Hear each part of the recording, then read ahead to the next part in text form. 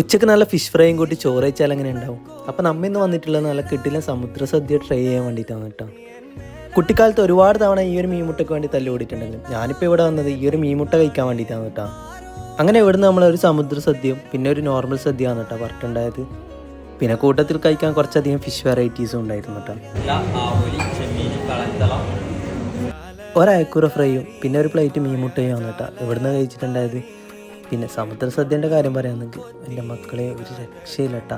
കുറച്ചധികം വെറൈറ്റീസ് കാര്യങ്ങളൊക്കെ ഇൻക്ലൂഡ് ആക്കിയുള്ള സദ്യയാണ് കേട്ടോ. പിന്നെ മീൻമുട്ട കഴിക്കാൻ ആഗ്രഹമുള്ളവർ മസ്റ്റായിട്ട് വന്ന് ട്രൈ ചെയ്യേണ്ട ഒരു സ്പോട്ടാണ് കേട്ടോ. പിന്നെ ഞാൻ ഇവിടുന്ന് കഴിച്ചിട്ടുണ്ടായത് എൻ്റെ ഫേവറേറ്റ് ആയിട്ടുള്ള അയക്കൂറ ഫ്രൈയും പിന്നെ ഒരു നോർമൽ സദ്യയാണ് കേട്ടോ ഞാൻ ഇവിടുന്ന് ട്രൈ ചെയ്തത്. ഇവിടുത്തെ ഫിഷൊക്കെ അടിപൊളിയായിരുന്നു കേട്ടോ. പിന്നെ ഈ ഒരു പായസം കുടിക്കാൻ മറന്നേക്കല്ല. പിന്നെ സദ്യയുടെ റൂൾസ് പ്രകാരം ഇലകാലിയാക്കൽ മസ്റ്റാണ് മക്കളെ.